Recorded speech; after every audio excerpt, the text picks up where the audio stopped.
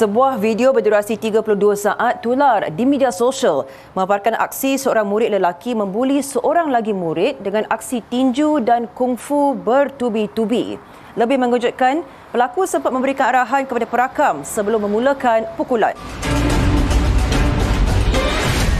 Dari segi kawan-kawan, macam mana kawan yang boleh dibawa sebagai rakan dan macam mana kawan yang kita hanya sebagai kawan je.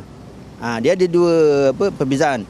Sama sahabat ataupun kawan. Kawan biasa je lah. Dia kenal begitu je. Jadi mungkin dia tak terpengaruh lah dengan sikap-sikap buli dan jala gangsterisme dan sebagainya. Bila tengok video tu memang macam rasa geram jugalah sebab kat sekolah kan sepatutnya cikgu-cikgu kena pantau. Yalah nak harapkan cikgu pun susah juga. Tapi kadang budak-budak ni pun kita tak tahu aktiviti diorang kat luar macam mana semua. So bila tengok tu macam kita sendiri takut anak kat sekolah macam mana. Sebab sekarang zaman IT apa semua ni, diorang tengok aksi-aksi ni dekat TV ke dekat media sosial, diorang akan try, diorang buat. Benda tu nanti diorang buat kat sekolah kan kawan. Kat rumah diorang macam mak bapak macam tak ada ni lah. Macam tengok gitu-gitu. Bagi saya tak sedap lah, tak seronok lah. Sebab nampak kasar sangat. Kejadian di sebuah sekolah menengah di Butterworth, Pulau Pinang itu membawa kepada penangkapan 9 orang remaja di mana salah seorang daripada mereka tidak bersekolah.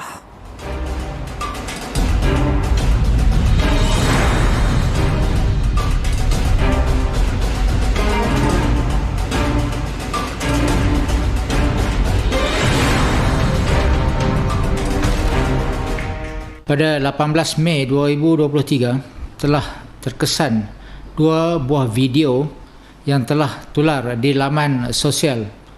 Ini melibatkan dua kes pergaduhan atau buli di salah sebuah sekolah di Butterworth.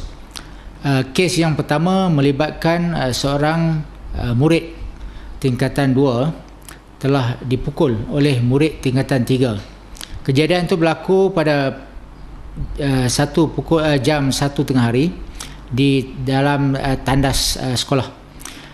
Dan kejadian itu kes tersebut telah disiasat di bawah Seksyen 323 Kanun Kesiasaan.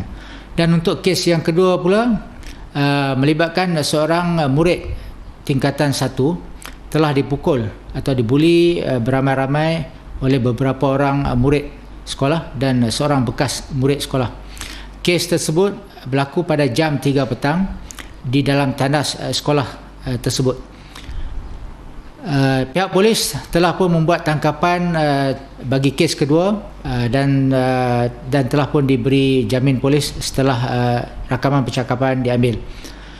Kita masih dalam siasatan untuk menentukan motif sebenar berlakunya pergaduhan ataupun buli tersebut. Dan setelah siap siasatan, kita akan kemukakan kepada Timbalan Berdakwah Raya untuk tindakan seterusnya. Masalah buli dan pergaduhan di sekolah yang semakin menjadi-jadi pada hari ini perlu dibendung dengan segera oleh setiap lapisan masyarakat dan bukan sekadar menuding jari dalam mencari jalan penyelesaian. Bila mana seseorang individu itu dibuli untuk jangka masa panjang, kita bayangkan ada satu belon dekat kita. Belon ini belon emosi. Bila mana kita tiup, belon itu akan makin membesar. Bila kita tiup lagi, belon itu akan makin membesar. Dan akhirnya belon itu akan meletup. Sama juga dengan orang yang dibuli. Pada awalnya kesan jangka masa pendek mungkin dia rasa tak sihat, rasa takut, rasa low self esteem. Tetapi bila dalam jangka masa yang panjang, melebihi 3 bulan, melebihi 6 bulan, malah melebihi setahun, 2 tahun, 3 tahun dia dibuli, akhirnya ada kebarangkalian yang tinggi untuk seorang pelajar atau mangsa buli ini mendapat penyakit-penyakit mental yang kita tak ingini. Kes disiasat di bawah Seksyen 323 Kanun Kesiksaan kerana mendatangkan kecederaan dan juga Seksyen 147 kerana merosok.